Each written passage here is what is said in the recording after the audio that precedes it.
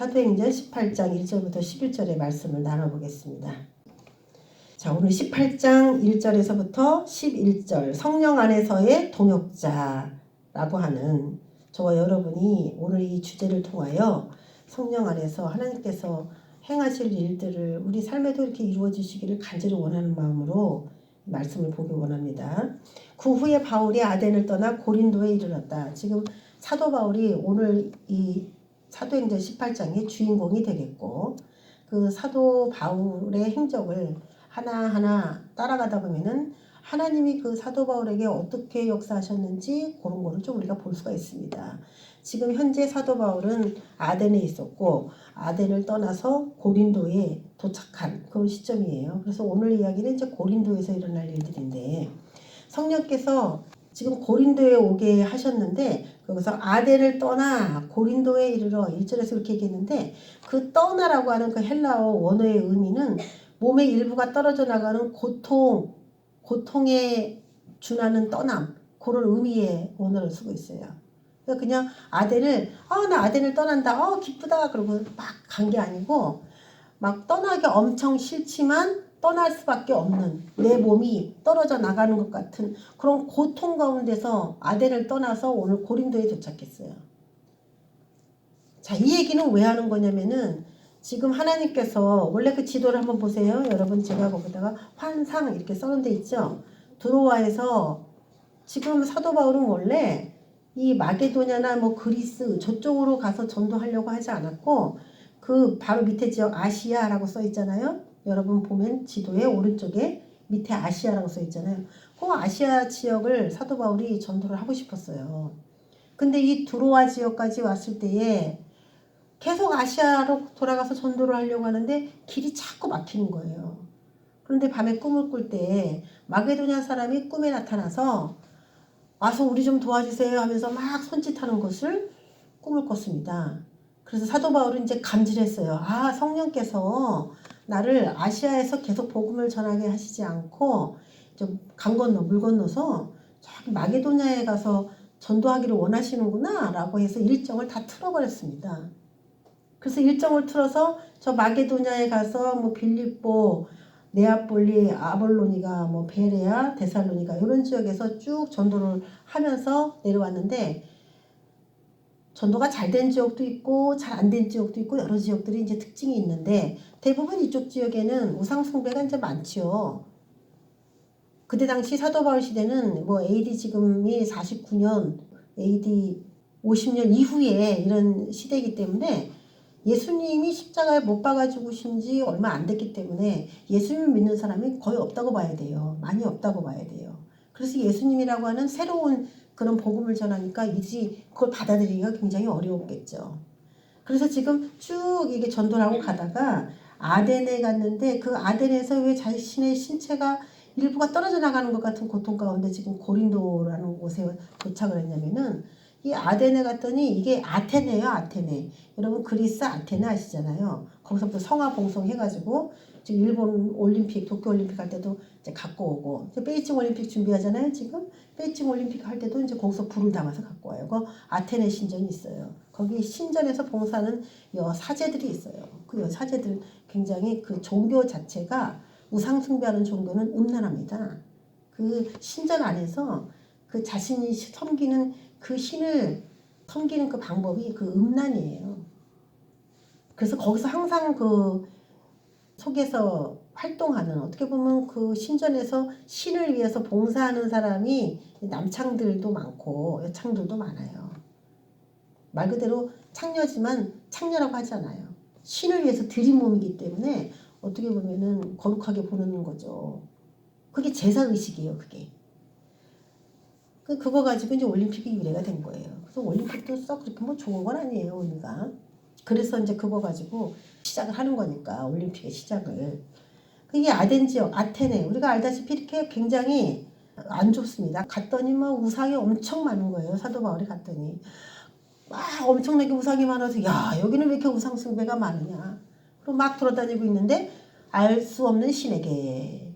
이런 신도 있어. 알 수 없는 신에게 이런 신도 있어. 그 알 수 없는 신이 누구냐? 사도 바울이 이제 하나님을 막 전합니다. 그런데 그 사람들에게 그렇게 사도 바울의 설교가 먹히지 않았어요. 왜냐면 다른 신에 대한, 너무 이방 신에 대한 잡탕신들이 막 머리에 너무 많이 들어와가지고 참 빛이 들어갔는데도 그게 받아들여지지 않은 거예요.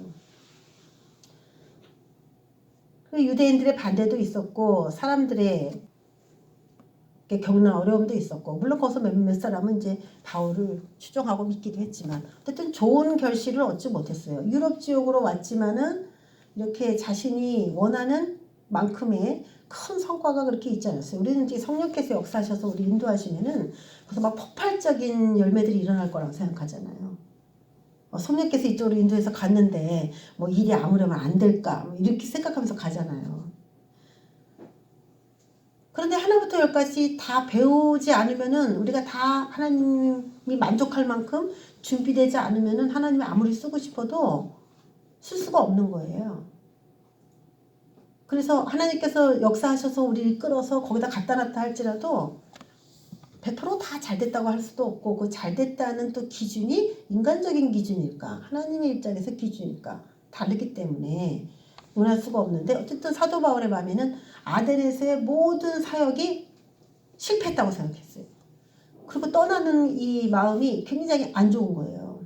야, 저 우상 숭배하는 저 사람들 어떻게 할까 막 가슴을 부여잡고 도망치듯이 간 곳이 바로 고린도 지역입니다. 계속 유대인들은 반대하면서 쫓아다녀요. 또 고린도 지역인데, 우리가 나눠야 될 지역인데, 지도로 보면은 바로 거기입니다. 여러분, 지도로 보면은 다리만 이렇게 조금 육지랑 연결돼 있고 고린도가 완전히 그 바다로 둘러싸여 있는 지역이잖아요. 우리나라도 지금 약간 이런 식으로 생겼잖아요. 우리나라도 저 북쪽 끝에만 연결됐고 다 삼면이 바다로 되어 있는데, 고린도는 우리나라보다 좀 더 바다가 많죠. 이런 나라들의 이게 특징이 있어요. 특별히 이제 우리나라 같은 경우 부산, 그리고 바다가 이제 인접해 있어서 항구가 있는 인천 같은 경우에 그런 항구 도시의 특징이 있어요. 부산, 인천. 이런 항구 도시의 특징은 뭐냐면은 그 외국의 모든 배들이 들어오는 입구이기 때문에 이웃 나라의 모든 문명이라든지 그들이 하는 문화 생활이 그대로 들어와요. 그래서 부산에 가면은 일본 사람들이 옷 입는 스타일이나 일본의 문화가 굉장히 많이 들어와 있다고 그래요. 인천도 마찬가지예요. 처음 닿는 그 입구이기 때문에 그 내륙 지방에 사는 사람들하고는 조금 다른 그런 면들이 있는데, 이 고린도 지역도 이제 약간 그런 지역이에요.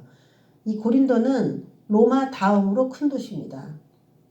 로마가 그 당시에 가장 큰 도시였는데 고린도도 그에 못지않은 그런 도시였고, 그리스라고 글씨 써 있잖아요. 그리스라는 곳에서 더 왼쪽으로 가면은 로마가 있어요. 그리고 이쪽으로 가면 이제 아시아잖아요. 그래서 이 아시아와 이 로마가 딱 이렇게 배로 연결을 가려면, 육지로 가려면 한참 가니까 배로 가려면은 이 고린도 지역에 정박을 했다가 이렇게 다시 아시아 지역이나 로마로 가야 되는 탁 상업의 요충지 같은 그런 지역입니다. 그러니까 경제가 잘 돌겠죠. 외국 화폐도 많고 외국의 문물도 많고, 그러다 보니까 항구 도시의 특징들이 좀 있는데, 그 뱃사람들이 많이 오잖아요. 그러니까 그 뱃사람들이 집에 오랫동안 가지 못하고 바깥에서 배에서 항해를 하고 그러면서 돈도 많고, 그러니까 생기는 게 자연스럽게 음란이죠. 그리고 바로 위에 그 아테네라고 하는 그 지역, 이게 유럽도 마찬가지지만 유럽이 지금도 좀 음란해요. 모든 그 동성애 결혼 합법화라든지 뭐 동물 간의 성관계 뭐 이런 것까지 다 합법화 시켜놓은 그런 최초의 지역이 그 유럽 쪽이에요. 지금도. 근데 그 당시도 좀 그런 거죠. 그래서 이 고린도를 음란의 도시 이렇게 불렀어요. 그 당시 사람이. 그래서 야, 저 사람 고린도 사람 같다 그러면은 음란한 사람이다 이렇게 다 알아먹을 정도로 고린도 사람들은 음란의 대명사가 되었어요. 그러니까 돈이 많으면 사람이 음란해지는 것 같아. 세상에 좀 빠지는 것 같아요. 돈이 많으면은. 바람도 피고. 돈이 없는 게 좋아요? 많은 게 좋아요? 여러분. 네, 이렇게 말하니까 돈을 많은 게 좋다라고 말하기도 어렵겠지. 돈이 많으면 좋겠다. 편하고, 미래가 이제 소망 있고, 좋겠다. 행복하겠다. 이렇게 생각하지만은, 우리나라가 지금 왜 이혼율이 많고, 왜 가정이 파탄난 사례가 많으냐면은 우리나라가 너무 잘 살기 때문에 그렇다고 봐요, 저는. 먹고 살기 힘든 나라에서 뭐 부부싸움을 하겠어요? 뭐 음란을 하겠어요?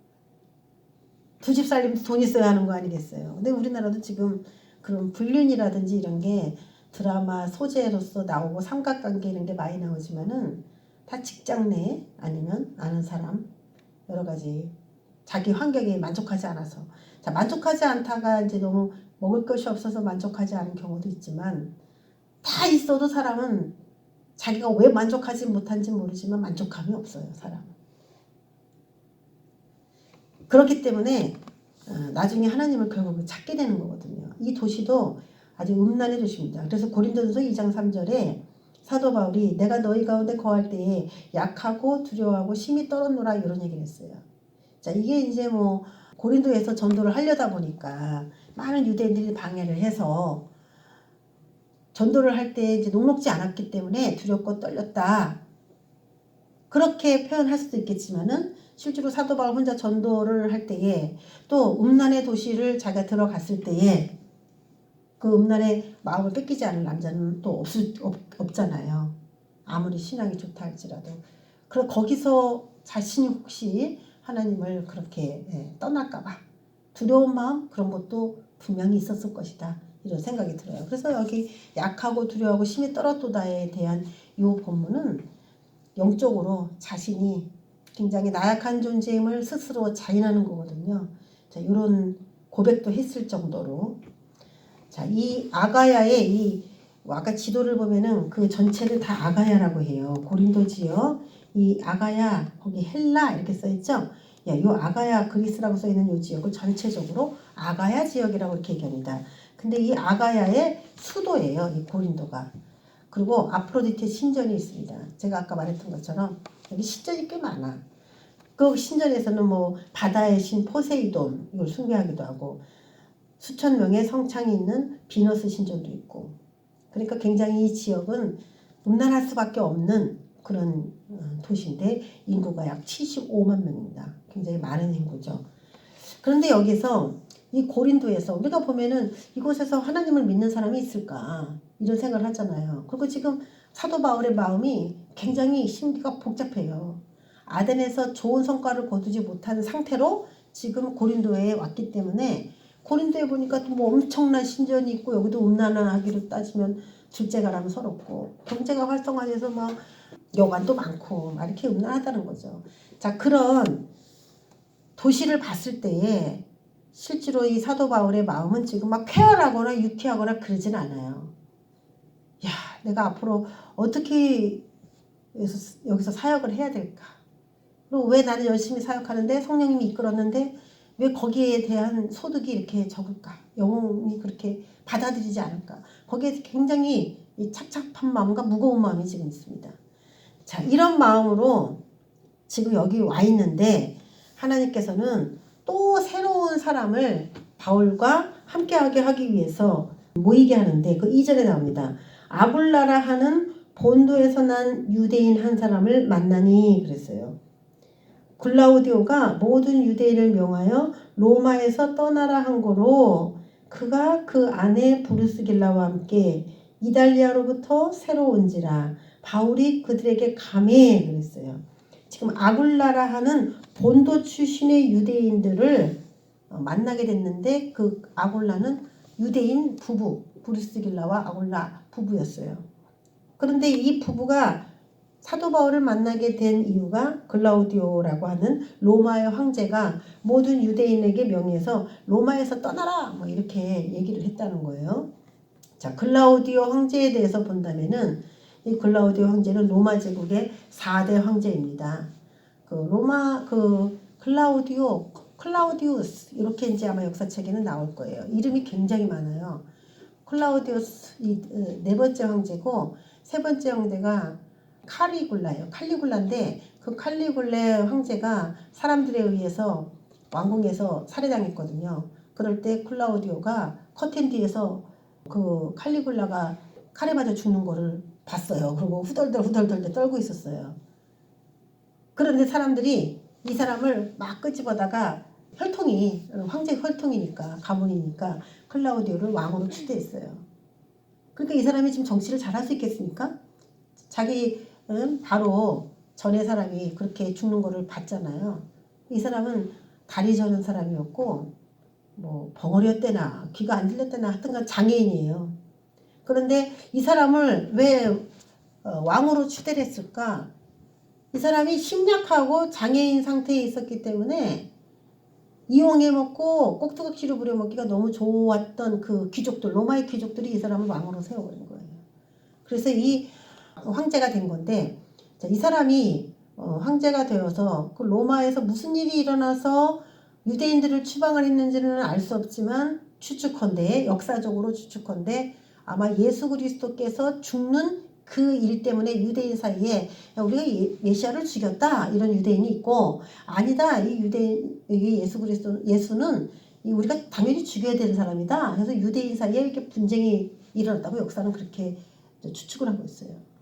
유대인 사이에서 예수가 그리스도냐 예수가 그리스도가 아니냐 이런 분쟁 때문에 뭐 폭동도 일어나고 여러 가지 사건들이 많이 일어났다고 그래요. 유대인들 사이에. 그러면서 유대인들이 사회에 무리를 일으킨다 해서 이 클라우디오 황제에게 건의가 들어간 거죠. 그래서 이제 유대인들 추방령을 내립니다. 이게 클라우디오 황제가 왕으로 있은 지 9년 때 일어난 일이에요. 그때 추방된 유대인의 수가 약 2만 명에서 2만 5천 명이다. 이렇게 추정을 하고 있어요. 역사책마다 조금씩 다른데 어디는 2만 명, 어디는 2만 5천 명 이렇게 이제 추정을 하고 있어요. 그러니까 2만 명 이상의 쫓겨났는데, 그때 쫓겨난 사람이 오늘 사도 바울이 만난 이 아굴라, 브루스길라와 아굴라 요 부부예요. 근데 이 글라우디오는 성경에서 여기뿐만 아니라 사도행전 11장 28절에도 한번 소개가 된 적이 있죠. 아가보라 하는 선지자가 성령에 의해서 예언을 했는데 천하에 큰 흉년이 들리라 그렇게 예언을 했어요. 천하에 큰 흉년이 들 거다. 근데 글라우디오 때 그렇게 됐다 하면서, 이 글라우디오 때 기근도 들었고요. 유대인들이 이렇게 추방되는 일도 있었고요. 이런 일들이 있었으니까 로마가 지금 뭐 그렇게 조용한 것 같지는 않아요. 그 황제 재위 기간 동안에. 지금 옛날에 이 동상이거든요. 옛날에 그 황제에 대해서 뭐 동전에다가 옛날에 로마 황제는 거의 신이었어요. 그래서 나는 신이다 이렇게 동전에 새겼어요. 로마 황제가. 그래가지고 거기다가 자기의 초상화 같은 거를 새겨서 이렇게 그려놨는데 이게 지금까지도 보존이 되고 있습니다. 그런데 이 조각상이라든지 이런 동전 같은 거를 지금 AI로 이렇게 만들어가지고 이렇게 생겼을 거라고 컴퓨터 그래픽으로 딱 나온 게 요 인물이에요. 요즘에는요 몇천 년 전의 인물도 다 복원해가지고 딱 나와요. 야, 내가 신기술에 놀라와. 요즘에 중국에서 그렇게 해가지고 몇십 년 전에 범행한 사람을 찾아내잖아요. 지금 늙어갖고 머리도 하얗고 쭈글쭈글한데 이거를 옛날에 그 몽따주를 가지고 20년 후로 이렇게 해가지고 그 사람을 잡아냈어요. 이런 기술이. 내가 너무 놀라워가지고 여러분도 한번 구경해 보시라고 올려놨습니다. 이게 글라우디오 황제 때 일어난 거예요. 그러면 이 지금 아굴라하고 보르스길라는 지금 어떤 상태냐면 자신이 그 천막 만드는 일을 하는 사람인데, 천막 만드는 일을 하다가 지금 유대인 추방령 내려가지고 지금 다 지금 어디론가 다 떠나야 돼. 어디로 떠나야 될까 고민을 하다가 간 곳이 바로 어디냐, 고린도 지역입니다. 바로 여기에요. 자, 아굴라, 남편 아굴라는 본도 출신입니다. 본도는 지금 제가 거기 본도라고 써놓은 그 글씨 그 자리예요. 비두니아 바로 옆에, 비두니아와 본도, 그래서 거의 세트로 이렇게 읽을 정도로 위치가 이제 그렇게 되어 있어요. 비두니아 그리고 옆에가 본도. 이게 이제 아굴라의 고향이에요. 그러니까 아굴라의 뜻은 독수리라고 그래. 독수리가 이제 어떻게 된 거예요? 날때가 된 거지. 날때가 됐는데, 이 아굴라는 지금 본도 출신이고 고향이, 그리고 브루스길라와 아굴라가 그 당시에 살고 있던 지역은 로마였잖아요. 그쵸? 지구 반대편에 가서 살고 있는 거야. 이 사람이 되게 먼 데 가서 살고 있는 거죠. 로마에 가서 살고 있었는데 지금 추방령이 내려서 쫓겨온 게 어디냐? 고린도예요. 그래서 이 아굴라가 태어나서 지금 이동한 거리를 따지자면 세모꼴로 이렇게 이동을 하는 거죠. 지금 아굴라가. 근데 이 로마에서 지금 고린도로 왔을 때는 어떻게 보면 추방당한 거니까 비참하게 데려왔을 거예요. 자기의 생업이 제대로 정리가 돼서 나왔는지 정리가 되기 전에도 그냥 호를 단신 나왔는지 뭐 그것도 모르고 여태까지 많은 사람들을 거래처를 확보하고 이렇게 있었을 텐데 이젠 또 새로운 지역에서 일어나야 된다는 사실이 지금 아굴라와 브리스길라는 굉장히 힘든 상황인데 이들은 사도 바울을 만날 때 이미 예수님을 알고 있었어요. 이들에게 복음을 전했다 이런 얘기가 없거든요. 그래서 이들은 예수 그리스도를 알고 있는 상태였어요. 그런데 왜 성령께서 나를 이렇게 로마라고 하는 이 버나바 강대국 이 강대국에서 추방하셔서 나를 지금 어디로 가야 될지도 모르는 그런 지역으로 이끌까? 이들은 지금 상당히 심리적으로 두려운 상태예요. 자, 그러면 우리가 생각해 봐야 될 게 지금 제가 빨갛게 이렇게 점선해 놓은 게 아까 제가 여러분에게 보여드렸던 사도 바울이 전도하고서 내려온 코스예요. 그 빨간색이. 그리고 보라색으로 이렇게 점점점 한 화살표는 브루스길라와 아굴라 부부가 로마에서 추방돼서 고린도로 온 그 점선이에요. 이 점선이 고린도에서 지금 딱 만난 거죠. 이들의 둘의 상황이 지금 어때요? 사도 바울도 지금 마음이 안 편하고 브루스길라와 아굴라 부부도 지금 마음이 상당히 안 편합니다. 그런 상태에서 둘이 딱 만났어요. 왜 하나님께서는 마게도냐로 지역으로 가라 그래가지고 순종하고 왔는데 이렇게 전도의 열매가 생각한 것보다 그렇게 좋지 않을까에 대한 회의 이런 게 사도 바울의 마음에는 일어나고 있고 또 아굴라와 브루스길라는 왜 내가 예수님이라고 하는 그 구원자를 영접을 하고 새롭게 출발하고 살려고 하는데 왜 글라우디오는 갑자기 이때 추방령을 내려서 우리를 이렇게 엉뚱한 곳으로 이동하게 하실까? 이런 마음이 그들 안에 있겠죠. 글라우디오 황제가 아무리 악한 사람이라고 할지라도 그 사람의 그 칙령조차도 하나님이 허락하지 않으면은 브루스길라와 아굴라 부부를 움직이게 할 수 없습니다. 하나님이 그들 부부를 움직이게 하기 위하여 글라우디오 왕에게 유대인 추방령을 내린 거예요. 자, 두 가지 방법이 있죠. 하나는 자신이 알아서 기도하다가 하나님께서 고린도 지역으로 가보라. 그래서 보따리 싸고 가는 방법. 또 하나는 상황이 어쩔 수 없어서 마음에는 없지만 가게 되는 방법. 두 가지 이동 방법이 있어요, 우리에게. 여러분 어떻게 더 좋아요? 여기가 좋사오니 그냥 눌러 앉고 싶은데 하나님이 그냥 어쩔 수 없이 떠나게 그냥 막 해갖고 그냥 이렇게 가는 게 더 나은 것 같아요? 아니면은 성령이 탁 주셔갖고 제가 뭐 마음으로는 여기 터전이고 그러지만 순종하면 가겠습니다. 그러면서 가는 게 나을까요? 여러분은 어떤 게 나아요? 성령께서 딱 이끄시는 게 멋있지 않겠어요? 사도 바울은 성령께서 이끌어서 왔어요. 그래도 지금 신기가 불편해. 아굴라와 브리스길라는 상황이 어쩔 수 그렇게밖에 안 돼가지고 왔어. 그래도 지금 마음이 불편해. 마음이 불편한 거 지금 똑같죠. 그렇지만 이거 다 누가 한 거예요? 글라우디오를 뭐 원망하고 저주하고 에휴 그놈 황제 때문에 내가 이렇게 왔다. 우리가 평생을 그렇게 살면요 원망하고 불평밖에 없습니다.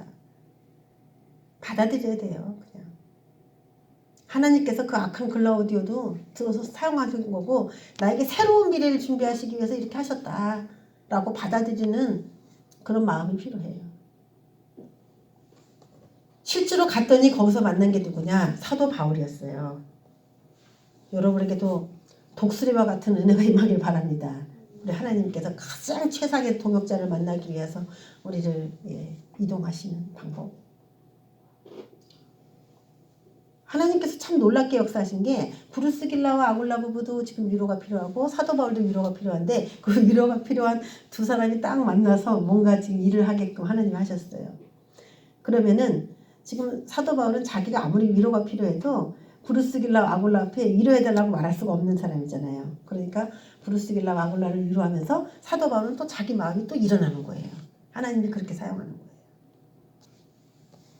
자신보다 더 못한 사람들을 일으키기 위하여 자신의 위로는 한쪽으로 밀어놓는 게 우리 신앙인들입니다. 사도 바울도 그랬어요. 자, 예루살렘에서 시작된 복음이 사람들의 만남을 통해서 지금 영역이 엄청나게 크게 확장되기 위해서 지금 여기가 어떻게 보면 전 세계 네트워크망을 이룰 수 있는 가장 복음의 전초기지 같은 그런 역할을 하고 있습니다. 자, 제가 아까 고린도 지역에 대해서 얘기했잖아요. 로마로 갈 수 있고 아시아로 갈 수 있는 가장 중요한 전략 요충지다. 자, 이거는 경제만 일으키는 활동의 요충지라기보다는 복음도 전 세계로 갈 수 있는 그 요충지 역할을 할 수 있다는 거예요. 그래서 복음이 어디에서 가장 활발하냐면요. 여러분 인천하고 부산이 복음 지역이에요. 인천에 교회가 제일 많아요. 인천에. 하나님이 그런 지역을 써요.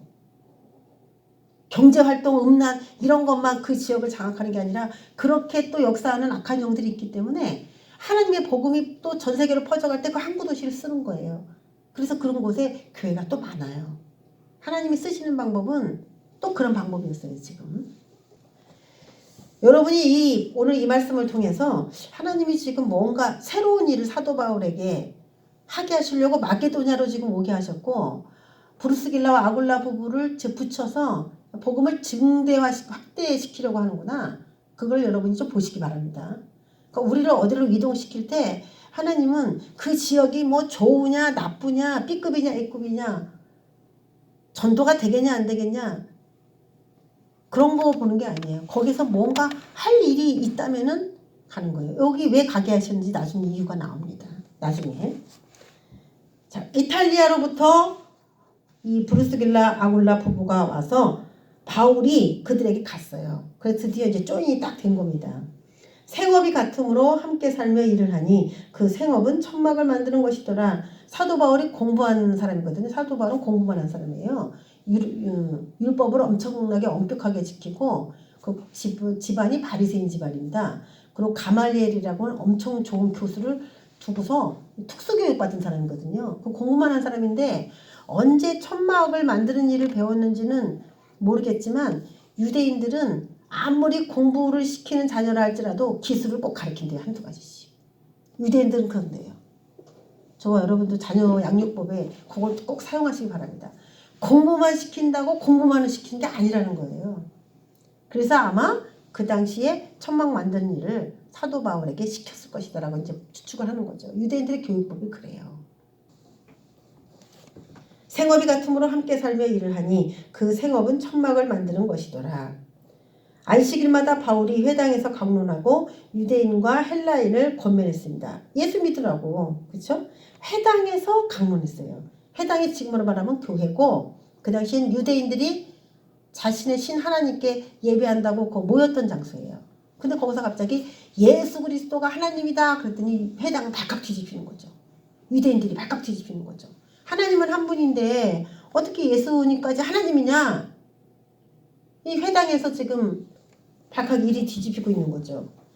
그런데도 사도 바울은 계속 회당에서 왜? 유대인들 자기가 유대인이니까 자기가 유대인이기 때문에 유대인을 구원하고 싶었거든요. 그래서 계속 너희 하나님이 지금 너가 하나님을 잘못 알고 있다. 그거를 계속 상기시키기 위해서 회당에서 계속 전도를 해요. 가장 반발이 심한 곳이기도 하고 또 사도 바울이 가장 애끓는 마음으로 전도하고 싶은 장소가 회당이기도 한 거죠. 그 당시. 과연 이게 잘 됐을까? 그 당시 그 회당에서 유대인만 온 게 아니라 헬라인, 하나님을 믿겠다고 한 헬라인들까지 그 안에 이제 같이 있었어요. 자, 5절에 보면은 실라와 디모데가 마게도냐로부터 내려왔습니다. 그래서 제가 맨 위에 거기 실라와 디모데 이렇게 합류한 이걸 써놨잖아요. 예, 지금 사도 바울과 아굴라 부부는 지금 하나님께서 역사하셔서 이 고린도라는 지역에 오게 하셨는데 마음이 별로 다 좋지 않더랬어요. 그런데 이 실라와 디모데가 원래 사도 바울하고 같이 마게도냐 지역을 같이 전도했다가 사도 바울 혼자서 밑으로 내려와서 있고 이들은 이제 조금 이따 따라 내려온 케이스인데 지금 듣는 소문으로는 그 마게도냐에서 복음을 전했는데 거기서 이제 웬만한 많은 사람들이 복음을 받아들였다고 하는 그 좋은 소식들 또 교회가 세워질 만큼 예배가 계속 활성화되고 있다는 좋은 소식을 갖고 왔어요. 그리고 또 선교 헌금을 또 모아서 갖고 왔어요. 애들이. 그래서 하나님이 지금 고린도 지역에 전도함으로써 필요한 그 자원과 그 사람들을 계속 붙이고 있는 모습들을 보여주셔요. 고린도에 왜? 하나님이 고린도로 왜? 이 많은 사람들을 이렇게 칙령까지 내려가면서 모으는 것일까? 사도 바울은 깨달았어요. 아, 여기에 뭔가 하나님의 역사가 있구나. 여기서 하나님 말씀을 증거해야 되겠구나. 그래서 계속 회당에서 강론합니다. 자, 5절에 보면은 하나님의 말씀에 사도 바울이 붙잡혀서 유다인들에게 예수는 그리스도라고 증거했다 이렇게 나옵니다. 말씀에 붙잡혀가지고. 이 말씀에 붙잡혔다는 얘기는 뭐냐면은 말씀을 전하는데 뭐 시간이라든지 제약 같은 걸 만들지 않고 뭔가 그냥 전하지 않으면 안 되는 마음으로 계속 전했다는 거죠. 화장실 갈 시간도 안 주고 계속 말씀을 전했다는 거지. 이 말씀을 들어야 저들이 산다라는 생각에 거기에 잡혀 있었다는 거예요. 계속 전했다는 겁니다. 그게 바로 말씀에 붙잡혔어요.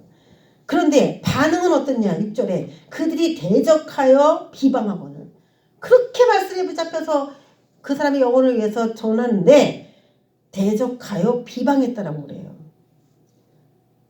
그랬더니 바울이 옷을 털면서 이르되 너희 피가 너희 머리로 돌아갈 것이요 나는 깨끗하니라. 나는 복음 전했어. 근데 너희들이 안 믿었어. 나는 하나님이 하라고 한 일을 했기 때문에 난 깨끗해. 나는 무죄한데 너희들이 복음을 받아들이지 않은 죄는 너희들이 당해야 돼.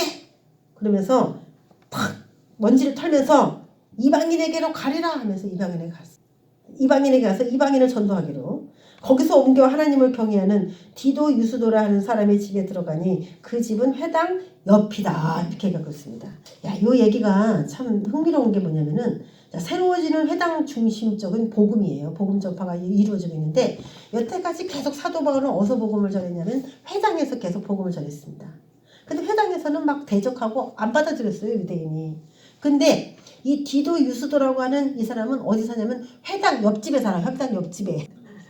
회당 옆집에 사는데 이 디도라고 하는 뜻은 로마식 이름이에요. 그래서 디도는 어디 사람이다? 로마 사람이다. 이방인이다 이거지. 이방인이에요.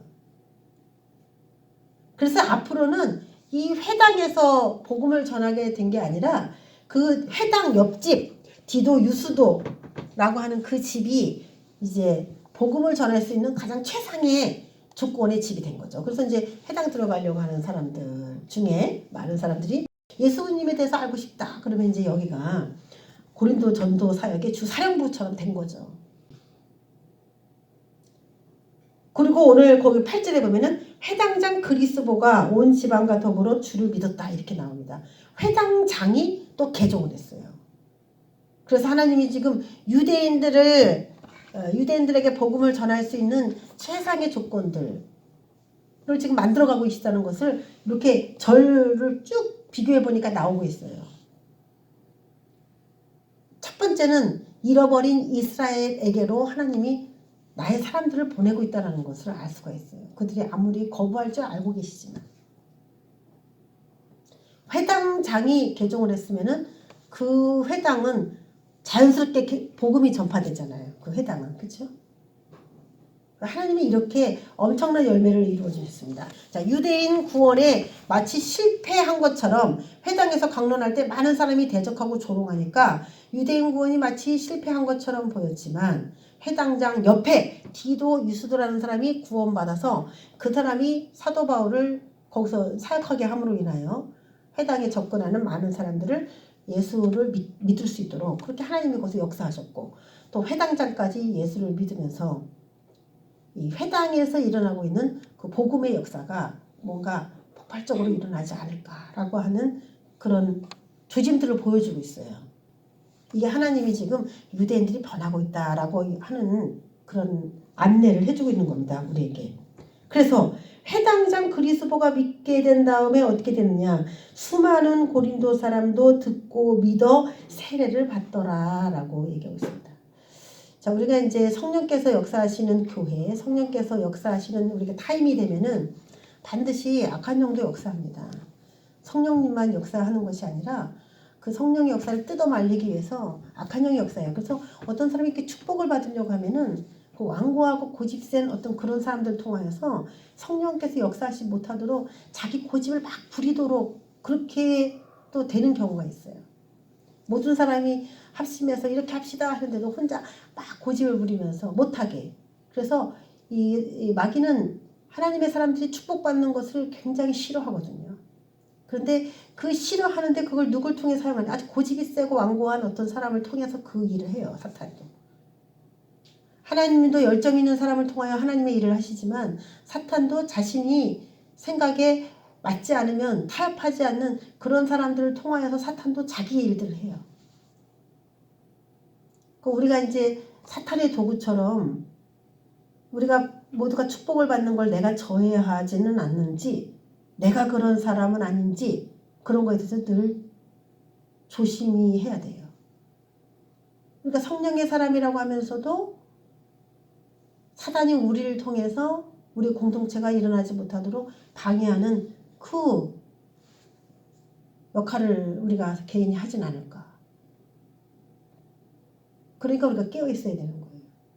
나 분명히 예배도 잘 드리고 기도하는 사람인 것 같기도 한데 우리도 그렇게 잠깐 무지하면 그렇게 될 수가 있다는 거. 그래서 내 생각이 과연 옳고 내 고집이 과연 옳은 것인가를 계속 생각해보고 정말 이것이 하나님이 원해서 내가 이렇게 가고 있는 것인가를, 안 그러면 하나님의 대적자가 되거든요. 나는 하나님의 대적자가 되고 싶지 않은데 하나님의 대적자 일을 내가 하고 있는 거지. 그럴 수가 있는 거예요. 그래서 과연 내가 하려고 하는 이 일이 과연 하나님 보시기엔 옳은 것인가. 내 생각을 내려놓고 하나님의 생각을 전하려고 해야 되겠죠. 그렇게 살아야 된다고 하는 거예요. 자, 힘이 되는 동역자와 방해자가 공존하는 그런 거. 여러분에게 힘이 되는 동역자가 많이 붙기를 예수님의 이름으로 축원합니다. 특별히 이번 주에는 꼭 한 사람이라도 붙기를 축원합니다. 말씀이 전파됐기 때문에 여러분에게 정말 나에게 힘이 되는 그 한 사람, 그 한 사람을 통하여 하나님께서 나를 어떻게 이렇게 잘 이끌어 가실 수 있도록 그렇게 역사해 주신다면 얼마나 그게 고맙겠습니까? 그런 마음으로 제가 기도하는 거예요. 우리나라도 정말 힘이 되는 동역자가 붙어서 우리나라를 어둠에서 좀 건져주기를 원해요. 누가 누구랑 붙냐가 그렇게 중요한 겁니다. 그래서 우리가 뭐 누구를 도와준다, 한국이 누구를 도와준다 했을 때 또 엉뚱한 나라 가서 막 도와줄까봐, 특별히 중국 도와준다 그럴까봐 너무너무. 그러면 하나님의 벌이 와. 지금 눈이 이틀 동안 내리면서 막 폭삭폭삭 다 주저앉고 있는데 지금 중국이 하는 일을 보면은 우리가 진짜 소수민족들 그 뭐 장기까지 다 빼가지고 팔아먹고 뭐 하는 거 보면은 의사들이 그 사람을 장기로 봐요. 장기가 하나당 얼마다 이렇게 돈으로 봐요. 돈. 그 소수민족들이 지금 엄청나게 그 피해를 입고 있어요. 그래서 중국이 빨리 얼른 붕괴되고 소수민족들이 해방이 돼야 돼. 대만도 힘내가지고 싸워야 될 텐데 복무기간이 4개월이라니 참. 어떻게 4개월 총도 못 쏘고 제대한대. 또 우리나라도 지금 그렇다며. 지금도 모병제로 간다고 또 얘기 나왔잖아요. 신청해가지고 그냥 갈 사람 가는 거. 그런 식으로. 이게 참.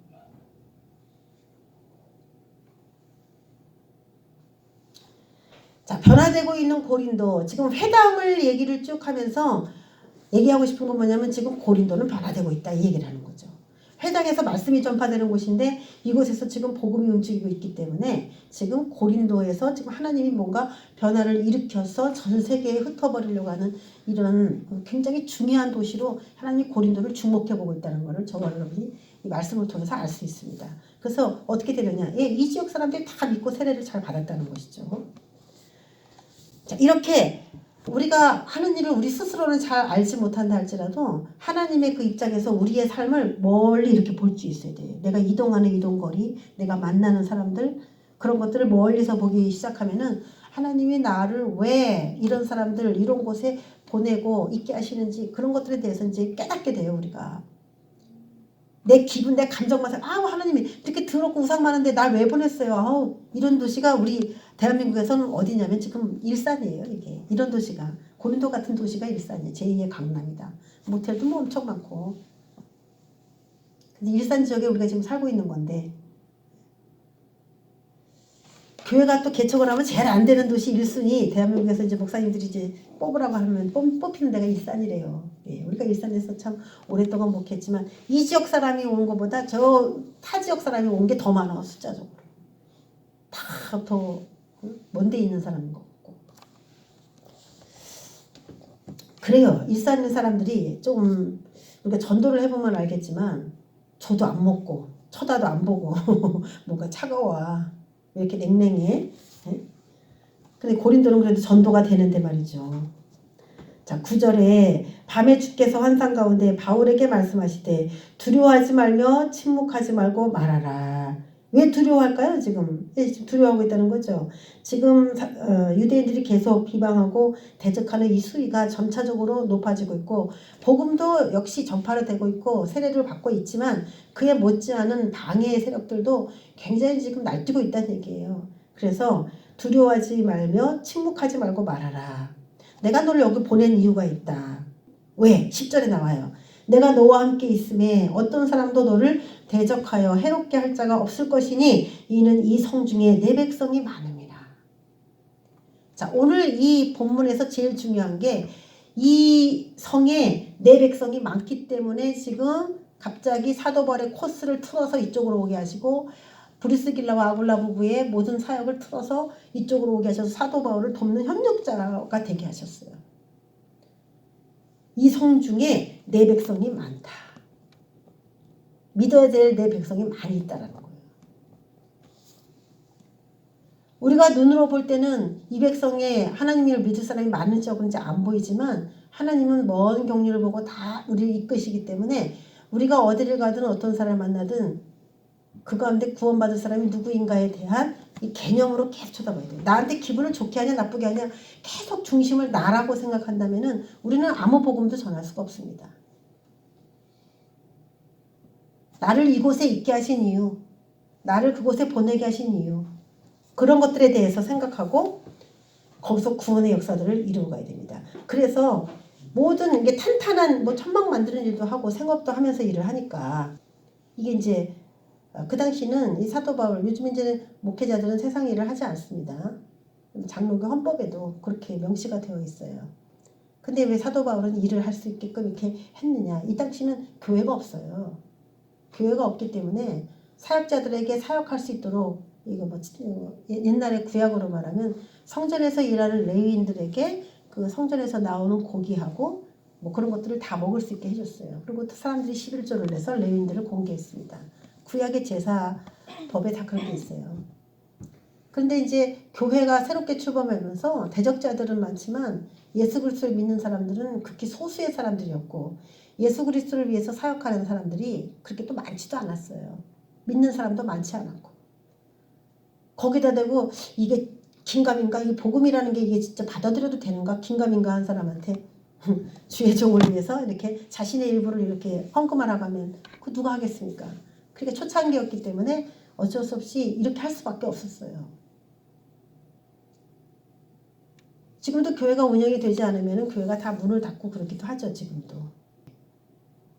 그래서 우리가 해야 될 도리들을 해야 되는 것인데 이 모든 재정적인 면이라든지 동역자 면에서 이 고린도는 1년 반 동안 사도 바울이 복음을 전할 수 있을 정도의 최상의 조건을 갖춘 그런 지역이었습니다. 하나님께서 그렇게 역사했습니다. 하나님께서 복음 전하기 원하시면 다 모든 것들을 만들어 주셔요. 다. 그래서 이 복음 전하는 일은 내일이 아니에요. 저도 그런 생각으로 전하고 있습니다. 이게 내 직업이라면은 저는 아마 목사 안 할 거야. 내 직업으로 나를 선택하라면 전 목사 안 해요. 더 재밌는 일이 많은데 내가 왜 이거 하겠어요. 그렇죠? 인간적으로 보면은. 그런데 영적으로 보면은 이게 가장 재밌고 이게 가장 보람 있어 또. 그리고 하나님이 나를 이거 하라고 또 부르셨고. 이게 또 다 맞아. 세상에서 일을 하면 내가 무슨 일을 했을지는 모르겠지만 이게 가장 하나님께서 사람에게 주신 어떻게 보면 직업 중에 가장 복된 직업이다. 저는 그렇게 생각합니다. 누구한테도 그 얘기를 할 수 있어요. 그걸 내가 물론 잘 해드렸을 때 결과를 얘기하는 거죠. 잘 했을 때. 아무나 하나님의 대언자로서 세우겠습니까? 그런 거에 대해 생각한다면 힘차게 우리가 복음을 전해야 되는 그런 이제 사명이 있는 건데 그런 사명을 전할 수 있도록 그런 사명을 잘 유지할 수 있도록 하나님이 다 일을 해가셔요. 그런 것들은 주님께 다 맡기고 하나님께서는 우리에게 맡긴 복음만 우리가 잘 전할 수 있다면은 여러분이 만약에 여러분의 일을 다 알아서 하시면서 복음까지도 그 가운데 막 전한다면은 여러분의 필요한 모든 것들을 또 하나님이 다 지원하십니다. 복음을 전하기 위해 필요한 모든 것들은 하나님이 다 해주셔요. 가장 복된 일이기 때문에. 그래서 1년 6개월 동안에 머물면서 하나님의 말씀을 가르쳐서 고린도를 통하여 에베소에 다시 아시아 지역에 다시 복음이 전파되고, 또 하나님께서는 이후에 에베소 지역에 있는 또 아볼로라고 하는 말씀을 아주 많이 알고 있는 그 사람을 훈련시켜서 고린도로 보내면서 사도 바울이 1년 반 후에 다른 지역에 갔을 때 고린도를 또 다시 돌볼 수 있는 아볼로를 보내서 고린도를 탄탄하게 세워가는 그런 또 하나님의 역사가 계속 기록이 되고 있습니다. 하나님이 우리를 누굴 만나시게 하든, 우리를 어디로 보내든, 우리가 어떤 계획을 갖고 있든, 좋은 사람이 아니면 혹시 나쁜 사람이 우리를 이렇게 보내고 저렇게 보내든 그것이 다 하나님께서 우리를 이끄시는 한 방법이다라고 저와 여러분이 그렇게 생각하시고, 또 오늘 말씀을 통하여 하나님, 나 혼자 하기에 너무 버거울 것 같아요. 힘들 것 같아요. 그럴 때 하나님께 브루스길라 아굴라 부부 붙여준 것처럼 이런 부부들을 우리 삶 가운데 또 붙여주세요. 브루스길라와 아굴라 같은 그런 부부들을 우리 삶에 붙여주세요 라고 하는 기도를 저와 여러분도 드리시면 좋겠죠. 꼭 복음 전하는 일뿐만 아니라 여러분이 뭐든 하는 일 가운데 정말 필요한 사람이라면 그렇게 기도하는 저와 여러분 되시길 주의 이름으로 축원합니다. 자, 오늘 답이 나왔죠? 두려워하지 말고 침묵하지 말고 말하라. 자, 왜 이렇게 고린도의 모든 것들이 집중되어 있을까? 이 성에 내 백성이 많기 때문이다. 우리가 보지 못하는 걸 하나님은 미리 보시는 하나님입니다. 할렐루야. 왜 날 여기 데리고 왔어? 말할 필요 없어요. 하나님은 알아요. 이 성중에 얼마나 많은 백성이 있는지. 예레미야 33장 2절 다 같이 읽어봅니다. 시작. 이를 행하시는 여호와, 그것을 만들며 성취하시는 여호와 하나님이. 왜 사람들을 이동해서 그런 일을 해야 되는지 그분이 다 알아서 일을 성취하시고 일을 해가는 거고, 우리는 다만 도구라는 거. 고린도서 3장 9절 시작. 우리는 하나님의 동역자들이요 너희는 하나님의 밭이요 하나님의 집이니라. 예, 서로 동역자라는 겁니다. 서로 도울 수 있는, 누군가가 동역자가 필요하다고 지금 생각하고 있을지도 몰라요. 우리가 그분들을 도와드리면 좋겠고, 또 우리에게 누가 도와줬으면 좋겠다 이런 생각 들 수 있어요. 그 사람들이 붙을 수 있도록 저와 여러분이 한 주간에도 그런 소망을 가지고 기대감을 가지고 살아가는 저와 여러분 되시길 주의 이름으로 축원합니다. 아멘. 기도하겠습니다. 하나님 아버지 감사합니다. 마음이 어려운데 왜 나에게 이런 응답이 왔을까? 왜 나에게 이런 상황이 왔을까 하는 두 부류의 사람이 있었습니다. 하나님의 뜻을 다 이해하지 못하여 마음이 힘들었을 수도 있습니다만, 하나님은 고린도라고 하는 지역에서 그 두 사람을 만나게 하시고 매우 아름다운 결말을 맺게 하셨습니다.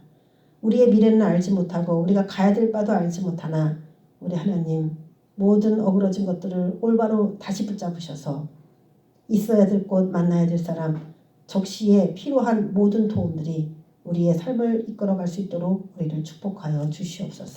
그렇게 되기를 원하오며 예수 그리스도의 이름으로 기도했습니다.